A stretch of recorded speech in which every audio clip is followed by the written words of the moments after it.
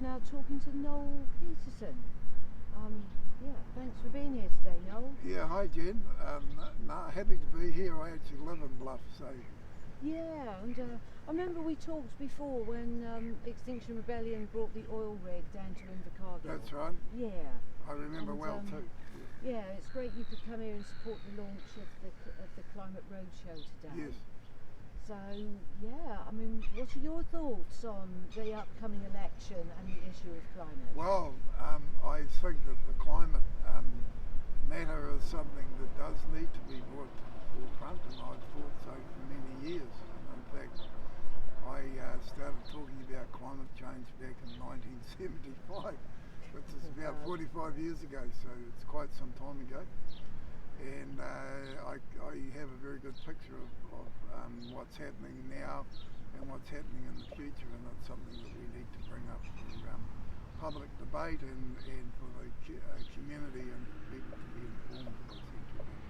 Well, yeah, and do you think that the government are doing as much as they need to at the moment? And if not, you know, what should they do next? I think, Jen, that the current government, the current coalition, which may or may not change after the election, they're actually doing the best that they possibly can. But we live under the Westminster system, and it's not a perfect democratic system, but it's the best system that we've got.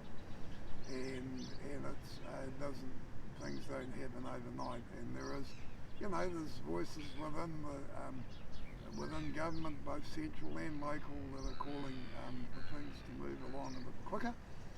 And I tend to agree with that, but I also take a philosophical approach to the matter, and maybe you could say a bit more of a pragmatic approach, in that I realise that you can't change the system instantly overnight. No, this is the difficulty, isn't it? We want change really quickly. That's right. And yet the system itself has quite a degree of inertia to change. But what do you think of the idea of the Citizens' Assembly as a way of consulting a wider range of people in the community about what they think should happen? Right, Jen.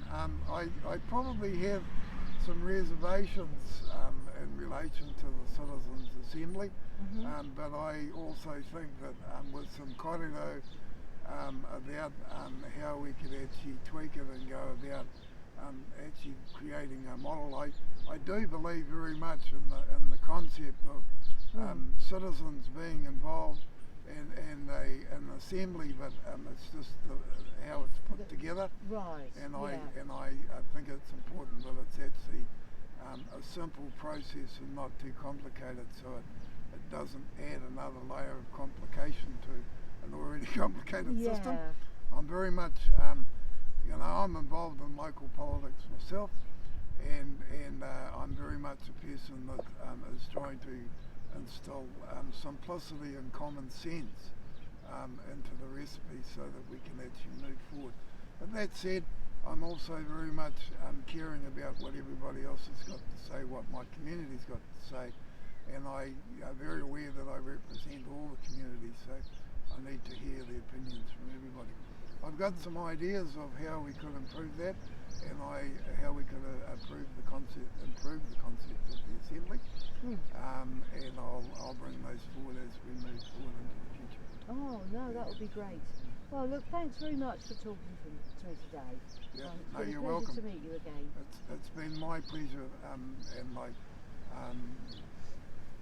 Tihei Māori ora, now mai haere mai